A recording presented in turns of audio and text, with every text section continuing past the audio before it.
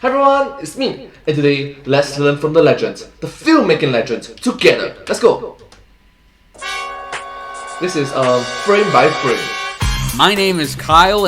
Hi Kyle. And welcome to Frame by Frame, a series dedicated to the craft of filmmaking. Today, we're going to talk about the man, the myth, the Martin Scorsese. Now, if you don't know who that is, well, I suggest you go home and get your shine box. But really, Scorsese is among the most prolific filmmakers to ever live. 58 directorial credits since 1959. A lot of respect to his skills. He's the man who made Taxi Driver, Raging Bull, and Goodfellas. The professor who taught Oliver Stone and Spike Lee at NYU. He even started the Film Foundation, the world's leading film preservation initiative. I mean, outside of Kubrick, who the hell else in recent memory has a reputation like him? Think about it. Film snobs love him. People who beat the shit out of film snobs love him. But why? What makes his work so astonishing, so magnetic? Perhaps it's the endearing warmth of Joe Pesci. I'm what counts out here, not your country clubs or your TV shows. Or maybe it's the charm of Robert De Niro. I want to be alone with my wife. Get the up and get out of here. But seriously, if you look closer, there's a technique at work. Here, for example, Pesci's using a car door instead of his fists.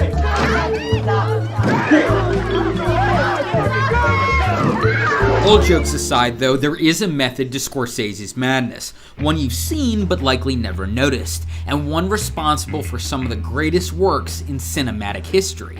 And that method is juxtaposition. You see, Marty often directs using two opposing styles, neorealism and postmodernism, an approach that creates a beautiful sense of contrast throughout his work. But hey, I can't convict the guy of something without showing you some evidence first. So, ladies and gentlemen of the jury, I present you with Exhibit A, neorealism. Now, Scorsese was influenced by a movement in post-war Italy known as Italian neorealism. These films told the stories of poor, working-class people. They would feature a cast of non-actors who were shot on location to invoke a sense of authenticity. Scripts were used more as a guide, shot design was used to only show the action as plainly as possible. So case in point, these are real life individuals, very relatable to the individuals back in the days. Roberto Rossellini, one of the fathers of neorealism, said, "I try to capture reality, nothing else." Scorsese has even stated that Rossellini's films were a major influence on his own. So let's watch a scene from Scorsese's masterpiece, Raging Bull. See if you can spot the similarities between it and neorealist films. Take it off. Ah, come on, you wanna stop now? That's enough with that. Come on. Around, girl, come on. Good girl, huh? I'm gonna smack you again. Throw it again. It's enough. That's enough. Hard. Nah, your cuts are opening and everything. What are you trying to prove? What does it prove?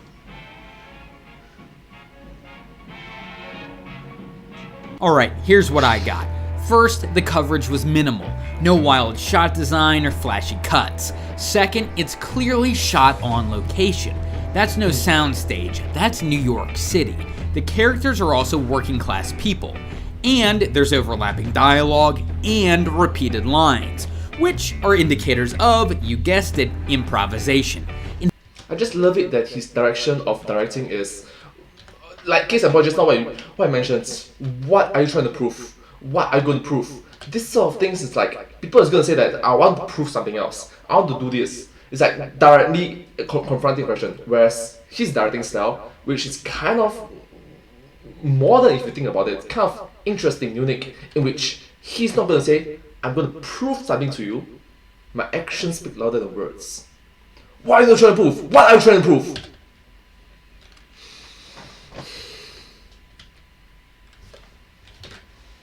In fact, much of the dialogue in this movie was improvised, which isn't unique for Scorsese. In fact, Goodfellas, New York, and Casino are all riddled with improvisation. They're also riddled with non-actors, many former mobsters or New Yorkers themselves. So clearly Scorsese uses many neo-realist techniques, which gives scenes like these a powerful sense of authenticity.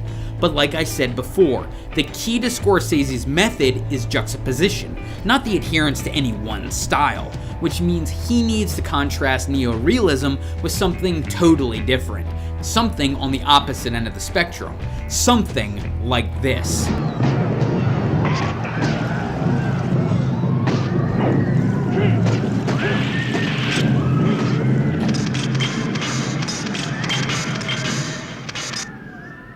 Clearly, if there's one thing Scorsese hates, it's people with epilepsy.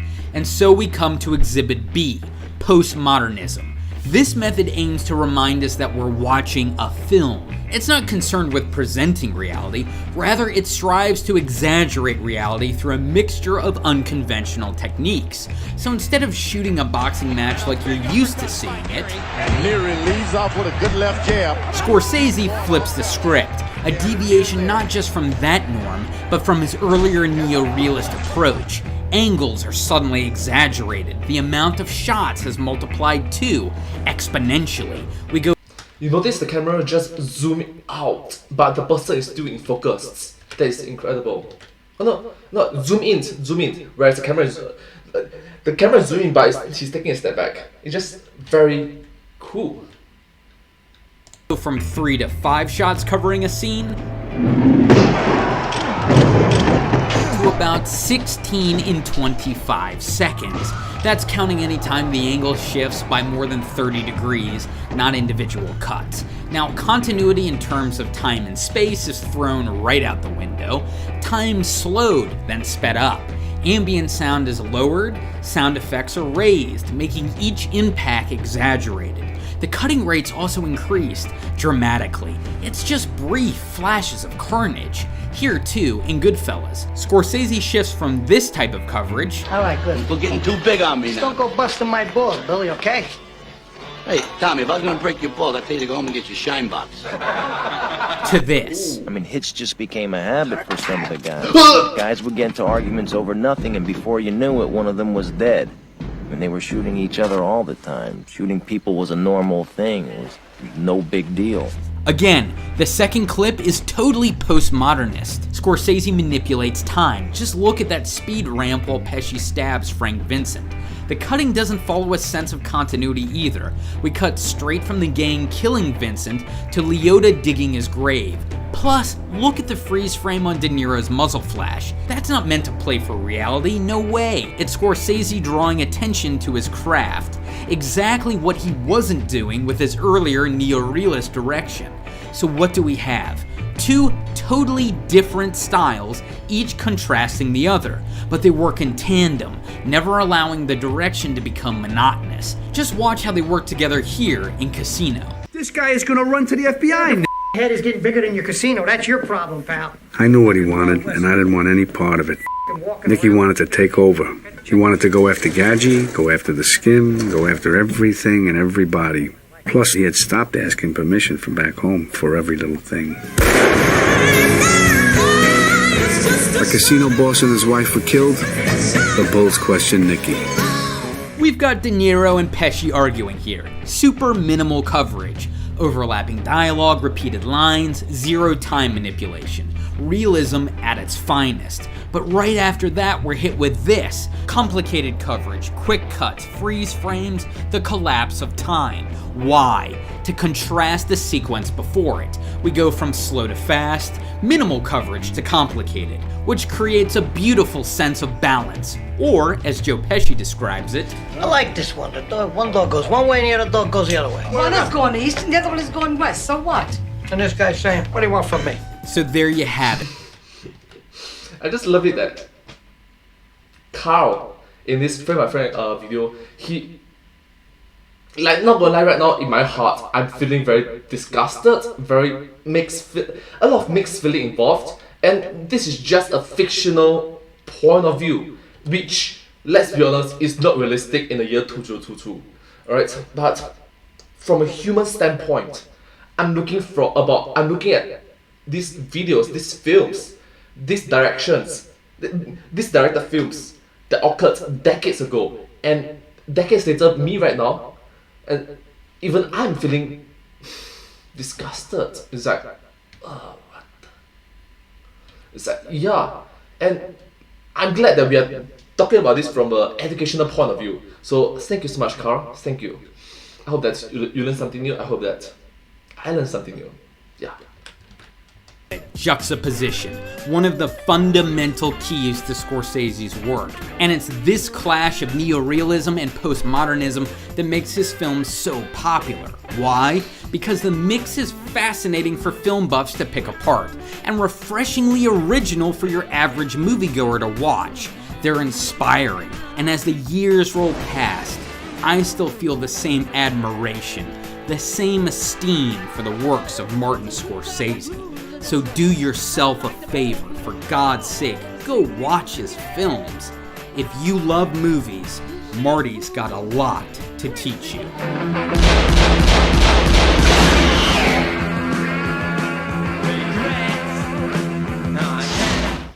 You know he's firing blanks, right?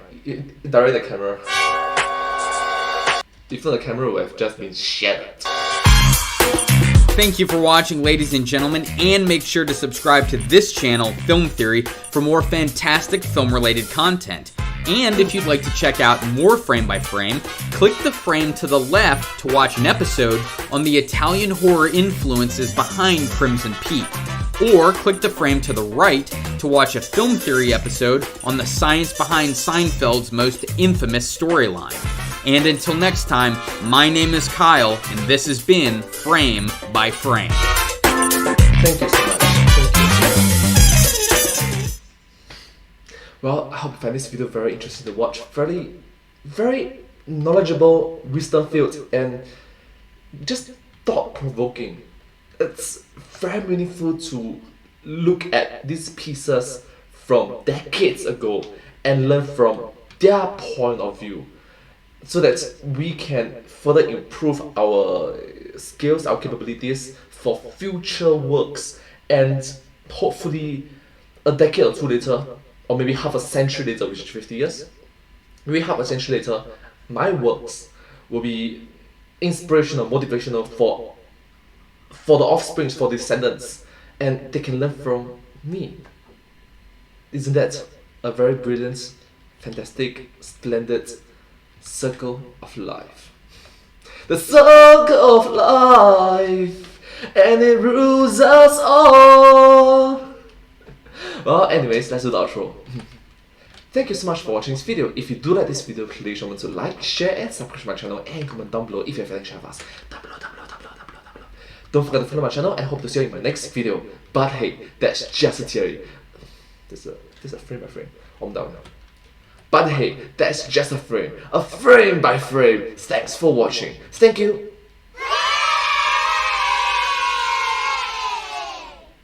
And I hope to see you in my next video. Bye. Subscribe.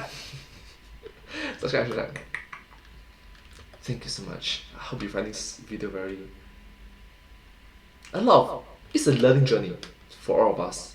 For you, for me, for everyone else. Thank you. Wow. I'm so glad that I'm living in the year 2022 and not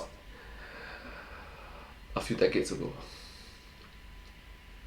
Times was harsh back then. Times was harsh back then, so thank you.